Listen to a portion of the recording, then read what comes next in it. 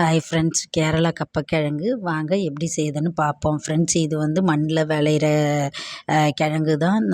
நல்லா தோல் சீவிட்டு நல்லா தண்ணி நிறைய விட்டு நல்லா வாஷ் பண்ணி தனியாக எடுத்து வச்சுக்கணும் ஃப்ரெண்ட்ஸ். மண் இருக்கும், அதனால் 2-3 தடவை நல்லா கழுவி வாஷ் பண்ணி எடுத்துக்கணும். இதில் வந்து பச்சை நரம்பு போகிறது நம்ம வாங்கக்கூடாது. வெட்டும் போது நல்லா வெளியேறுன்னு நல்லா மாவு மாதிரி இருக்கிறது தான் ஃப்ரெண்ட்ஸ் வாங்கணும். இந்த கிழங்கு உடம்புக்கு ரொம்ப நல்லது, நம்மளுக்கு முன்னே பசி ஆட்டுறோம். இதை நல்லா கழுவி ஒரு வாஷ் பண்ணி ஒரு கிண்ணத்தில் எடுத்து வச்சுக்கணும் ஃப்ரெண்ட்ஸ். அதுக்கப்புறம் தண்ணியெலாம் நல்லா வடிஞ்சிடும். தண்ணியோடு வேகக்கூடாது. தண்ணியோடு வெந்ததுன்னா கொஞ்சம் கசப்பு மாதிரி ஆகிடும். அதனால் தண்ணியோடு வேக விடக்கூடாது.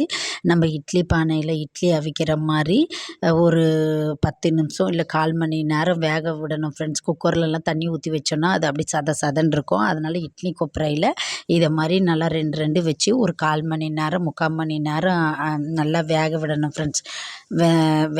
அது வேகிறதுக்குள்ளே நம்மளுக்கு ஏன்னா வெயில் காலம் பார்த்திங்களா, ஒரே ஒரு காஞ்ச மிளகா, கடலப்பருப்பு இருந்தால் போட்டுக்கலாம். ஆனால் இப்போ கடலப்பருப்பு இல்லை, அதனால் கடலப்பருப்பு போடலை. கொஞ்சம் ஒரு காஞ்ச மிளகா, கொஞ்சம் கருவேப்பிலை, சின்ன வெங்காயமோ பெரிய வெங்காயமோ 2த்தில் எதனா ஒன்றாலும் எடுத்துக்கலாம். கொஞ்சோண்டு பூண்டு தட்டி போட்டுக்கணும் ஃப்ரெண்ட்ஸ். காயப்பொடியும் போட்டுக்கலாம்.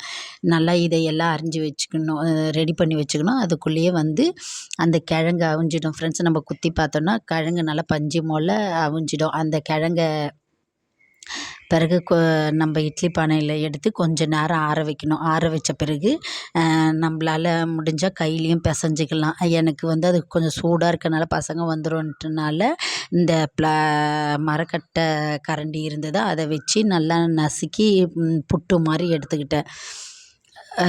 புட்டு மாதிரி நல்லா எடுத்து வச்சுக்கின பிறகு நம்ம எண்ணெய் ஊற்றி கடலப்பருப்பு, கடுகு தான் இது கொஞ்சம் நிறைய போடணும். கடுகும் கடலப்பருப்பும் போட்டால் நல்லா டேஸ்ட்டு. அதனால் கடுகு போட்டு நல்லா பொரிஞ்ச பிறகு பூண்டு வத்தலையும் போட்டு நல்லா, ஏன்னா வத்தல் போட்டோன்னா நல்லா காரம் ஃபுல்லாக இறங்கிடும் ஃப்ரெண்ட்ஸ்.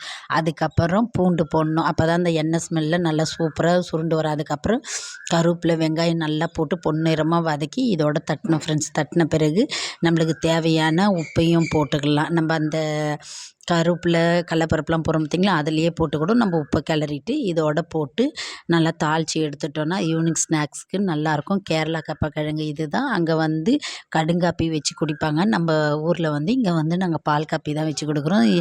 ஈவினிங்கில் பிள்ளைங்க ஸ்கூல்லேருந்து வந்த உடனே நீங்கள் இந்த அவிச்சு கொடுங்க. உடம்புக்கும் ரொம்ப நல்லது, நம்மளுக்கும் நல்லது ஃப்ரெண்ட்ஸ். பசி ஆற்ற முன்ன மெயினாக. ஓகே, பாய்.